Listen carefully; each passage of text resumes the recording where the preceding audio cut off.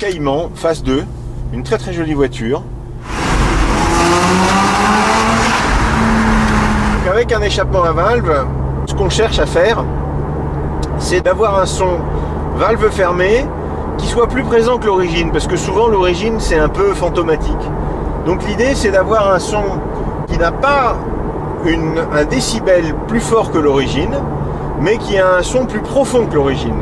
Ce qui donne une impression de carrure, une impression de volume. C'est la profondeur sonore, de la même manière qu'avec du vin, on parlerait de longueur en bouche. Voilà, c'est pareil.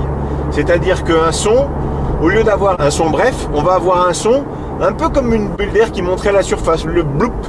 Donc là, on a une longueur, une profondeur sonore qui est supérieure.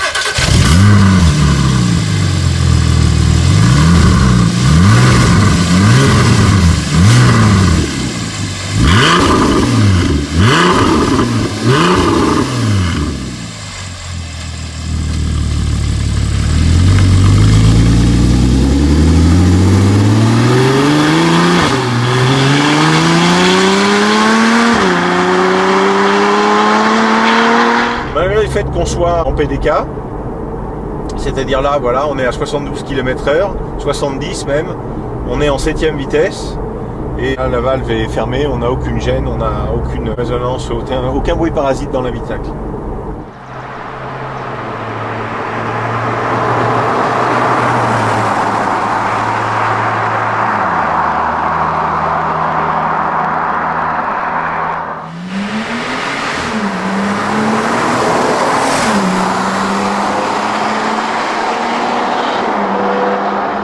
Les valves ouvertes, il faut que ce soit extrêmement joueur.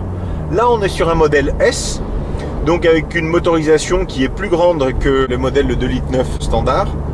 Et il y a une vraie différence de son, parce que entre un moteur 3,4 litres et un moteur 2,9 litres, il y a 500 cm3.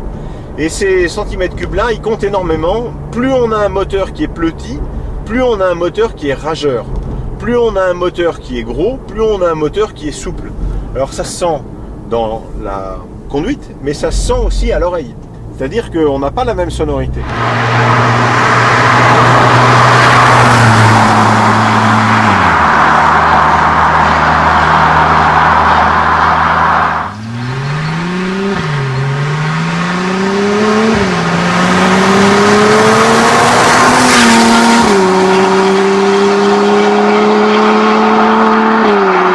Donc là, si vous voulez, sur une échelle de 1 à 10, avec cet échappement-là, fermé, on sera toujours au même niveau. C'est-à-dire que fermé, on sera à 3.